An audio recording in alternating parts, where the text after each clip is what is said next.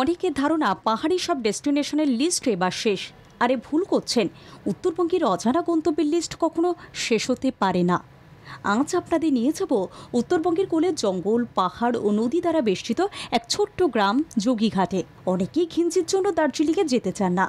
দার্জিলিংয়ের পাশেই রয়েছে সিটং। সিটং দুভাগে বিভক্ত, সিটং 1 এবং সিটং 2। এই সিটং 2-র মধ্যে অবস্থিত যোগীঘাট ছবির মতো সুন্দর।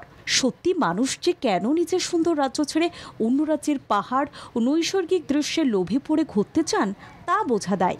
যেখানে পশ্চিমবঙ্গের মধ্যেই একটু খুঁজলে প্রকৃতির মাধুর্যে পরিপূর্ণ জায়গার অভাব নেই।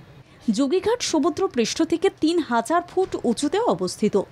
বিস্তীর্ণ চা বাগান আর কমলা লেবুর বাগানে ভর্তি এই পাহাড়ি উপত্যকা। যোগীঘাট সিটংয়ের নিচের দিকে অবস্থিত। এই যোগীঘাটই কার্শিয়াং পাহাড় ও মংপুর পাহাড়কে সংযুক্ত করেছে। এই গ্রামের এক পাশ দিয়ে ছোট বড় পাথরের মধ্যে রিয়াং নদী প্রবাহিত হওয়ার সময় ধাক্কা খায় এই সমস্ত পাথরের গায়ে। এই রিয়াং নদীর উপরেই রয়েছে একটি সেতু, যে সেতুর একপাশে দাঁড়িয়ে আপনি নদী ও পাহাড়ের সৌন্দর্য উপভোগ করতে পারবেন।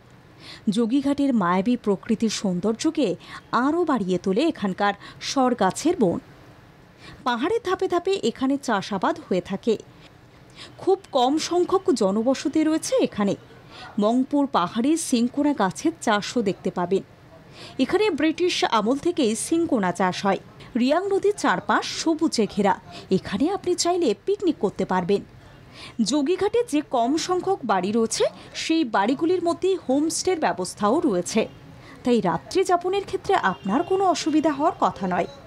প্রকৃতির এই অপূর্ব সৌন্দর্যে ঘেরা এই গন্তব্যকে নিজের চোখের সামনে দেখতে চাইলে আপনাকে পৌঁছে যেতে হবে নিউ জলপাইগুড়ি।